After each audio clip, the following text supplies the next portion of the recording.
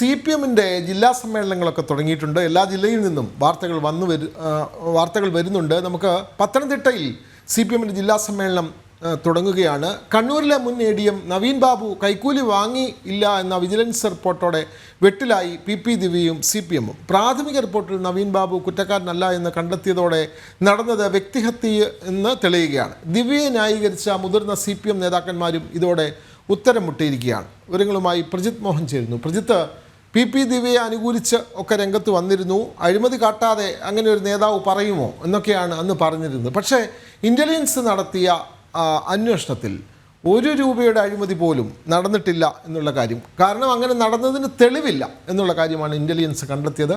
അപ്പോൾ CPM പറഞ്ഞുകൊണ്ടുവന്ന ന്യായീകരണങ്ങളൊക്കെ അതിൻ്റെ മുൾമുനകൾ എല്ലാം ഒടിയുകയാണ്. ഇപ്പോൾ CPM-ന്റെ പത്തനംതിട്ട ജില്ലാ സമ്മേളനം തുടങ്ങാൻ പോകുന്നു. നവീൻ ബാബു തന്നെയാണ് അവരുടെ മുമ്പിലുള്ള ഏറ്റവും വലിയ വിഷയം. പ്രജിത് മോഹൻ.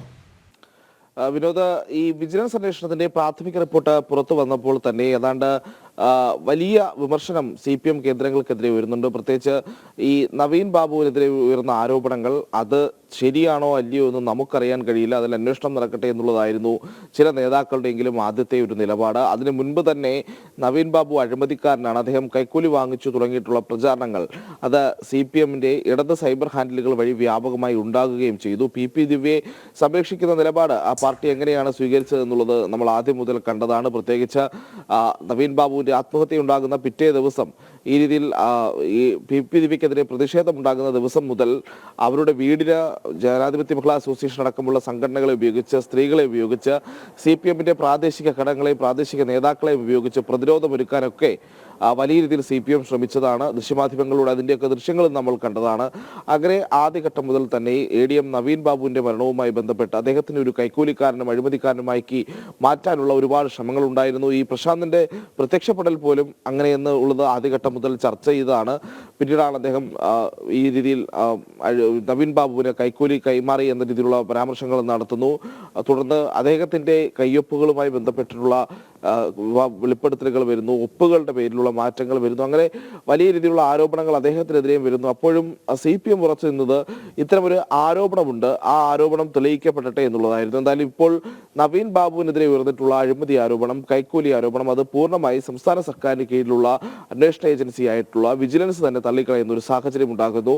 നവീൻ ബാബു കൈക്കൂലി വാങ്ങിച്ചു എന്നതിന് യാതൊരു തെളിവും നൽകാൻ പരാതിക്കാരനായ TV പ്രശാന്തിന് സാധിച്ചിട്ടില്ല എന്ന് പറയുന്നു. അപ്പോൾ ഇത്രയും കാലം പറഞ്ഞ കാര്യങ്ങൾ, പ്രത്യേകിച്ച് ഇടത് സൈബർ ഹാൻഡിലുകളുടെ പ്രചരിപ്പിച്ച നവീൻ ബാബു അഴിമതിക്കാരനാണെന്നുള്ള നിലപാട് അത് CPM തിരുത്താൻ തയ്യാറാകുമോ എന്നുള്ളതാണ് പ്രധാനപ്പെട്ട ചോദ്യം. അദ്ദേഹത്തിന്റെ മരണത്തിന് ശേഷവും അദ്ദേഹത്തെ വേട്ടയാടുന്നതിന് തുല്യമായിരുന്നു അദ്ദേഹത്തിനെതിരെയുള്ള ഈ വ്യാജ പ്രചാരണങ്ങൾ. അതൊക്കെ നിർത്താൻ ഇടത് സൈബർ ഹാൻഡിലുകൾ തയ്യാറാകുമോ എന്നുള്ള പ്രസക്തമായ ഒരു ചോദ്യവും ബാക്കിയുണ്ട്. എന്തായാലും ഇപ്പോൾ വലിയ രീതിയിലുള്ള വിമർശനം, പ്രത്യേകിച്ച് ആദ്യഘട്ടം മുതൽ തന്നെ PP ദിവ്യയെ സംരക്ഷിക്കാൻ നടത്തിയിട്ടുള്ള നീക്കങ്ങളിൽ തന്നെ CPM-നെതിരെ വിമർശനം ഉയർന്നിരുന്നു. ഇപ്പോഴും സമാനമായ രീതിയിലുള്ള വിമർശനങ്ങളാണ് ഉയരുന്നത്. പ്രത്യേകിച്ച് അദ്ദേഹത്തിനെ ഈ രീതിയിൽ അഴിമതിക്കാരനാക്കി വരുത്തി തീർക്കാൻ ശ്രമിച്ച ശ്രമങ്ങൾക്ക് അദ്ദേഹത്തിന് ഒരു കുറ്റവിമുക്തി കൂടിയാണ് ഇപ്പോൾ വിജിലൻസിന്റെ അന്വേഷണ റിപ്പോർട്ട് വരുന്നത്.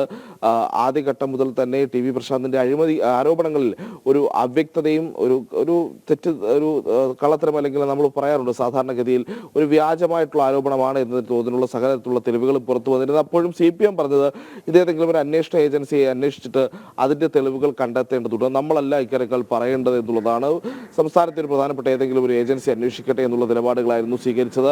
ആദ്യഘട്ടം മുതൽ തന്നെ പ്രത്യേകിച്ച് ഈ TV പ്രശാന്തിന്റെ പേരുകളിലുള്ള വൈരുദ്ധ്യം, ആദ്യഘട്ടത്തിൽ ഈ പെട്രോൾ പമ്പിന് NOC നൽകിയതിനുള്ള അതുമായി ബന്ധപ്പെട്ടുള്ള അപേക്ഷയിലുള്ള ഒപ്പ്, പിന്നീട് മുഖ്യമന്ത്രിക്കടക്കം നവീൻ ബാബു അഴിമതിക്കാരനാണെന്ന രീതിയിലുള്ള കൈക്കൂലി വാങ്ങിച്ചു എന്നുള്ള പരാതി നൽകിയതിലെ ഒപ്പും പേരും തുടങ്ങിയിട്ടുള്ള ഒരുപാട് വ്യത്യാസങ്ങളൊക്കെ നമ്മൾ കണ്ടതാണ്. വളരെ പെട്ടെന്ന് ചവച്ചതാണ് ഇത്തരത്തിലൊരു ആരോപണം എന്നുള്ളത് വ്യക്തമാകുന്ന രീതിയിലായിരുന്നു അന്നേ ഈ തെളിവുകളെല്ലാം പുറത്തു വന്നത്. ഇപ്പോൾ ഒരു അന്വേഷണ ഏജൻസി കൂടി നവീൻ ബാബുവിന് കൃത്യമായിട്ടുള്ള ഒരു കുറ്റവിമുക്തി നൽകുമ്പോൾ അദ്ദേഹത്തിന് എതിരെ ആരോപണങ്ങൾ ഉന്നയിച്ച PP ദിവ്യ, നവീൻ ബാബു അഴിമതിക്കാരനാണെന്ന് ആവർത്തിച്ച PP ദിവ്യ, അവർ പറഞ്ഞ കാര്യങ്ങൾ, അവർക്ക് പിന്തുണയുമായി വന്ന CPM നേതാക്കൾ, അവർക്ക് പ്രാദേശിക തലത്തിലടക്കം പിന്തുണ നൽകിയിട്ടുള്ള CPM-ന്റെ സംഘടനാ സംവിധാനം, ഇതൊന്നും ഈ പുതിയ സാഹചര്യത്തിൽ പോലും തങ്ങളുടെ തെറ്റ് തിരുത്താൻ തയ്യാറാക്കുന്നില്ല. ഇപ്പോഴും PP ദിവ്യയുമായി ബന്ധപ്പെട്ടുള്ള അവർക്ക് സംരക്ഷണ കവചം ഒരുക്കുന്ന രീതിയിൽ തന്നെയാണ് CPM-ന്റെ ജില്ലാ നേതൃത്വമാണെങ്കിലും സംസ്ഥാന നേതൃത്വമാണെങ്കിലും മുന്നോട്ട് പോകുന്നത്. പറയുന്നത്. നമുക്ക് ഈ വിഷയത്തിൽ ഇപ്പോൾ ഈ വിനോദ് നേരത്തെ സൂചിപ്പിച്ചതുപോലെയാണ്, പ്രത്യേകിച്ച് CPM-ന്റെ പത്തനംതിട്ട ജില്ലാ സമ്മേളനമൊക്കെ നടക്കുന്ന സമയമാണ്.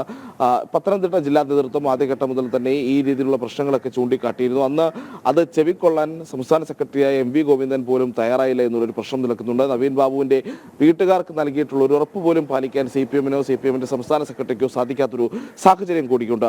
അപ്പോൾ ഈ പുതിയ വെളിപ്പെടുത്തലുകൾ, പുതിയ അന്വേഷണ അല്ലെങ്കിൽ ഏജൻസികളുടെ കണ്ടെത്തലുകളുടെ അടിസ്ഥാനത്തിൽ ഏത് രീതിയിലായിരിക്കും CPM നിലപാട് സ്വീകരിക്കുക എന്നുള്ളതാണ് ഏറ്റവും പ്രസക്തമായ ചോദ്യം. എന്തായാലും PP ദിവ്യയ്ക്കും CPM-ന്റെ പ്രത്യേകിച്ച് കണ്ണൂർ ജില്ലാ നേതൃത്വത്തിനുമൊക്കെ വലിയ രീതിയിലുള്ള തിരിച്ചടി തന്നെയാണ് ഇപ്പോൾ ഈ വിജിലൻസ് അന്വേഷണ റിപ്പോർട്ട് എന്നുള്ളതും നമ്മൾ എടുത്തു പറയേണ്ടതാണ്. വിനോദ്, അതെ, വിജിലൻസ് അന്വേഷണത്തിൽ യാതൊരു തെളിവുമില്ല, അഴിമതി നടത്തിയതിന് യാതൊരു തെളിവുമില്ല എന്നുള്ള കാര്യം പുറത്തു വരുമ്പോൾ വെട്ടിലാവുന്ന CPM തന്നെയാണ്. PP ദിവ്യയെ നടത്താൻ അവർ കാട്ടിയ തിടുക്കം, അതൊക്കെ ഈ ഘട്ടത്തിൽ അവർക്ക് തിരിച്ചടിയായി മാറുന്നു. ഒരുങ്ങൽ നൽകുകയായിരുന്നു പ്രജിത് മോഹൻ.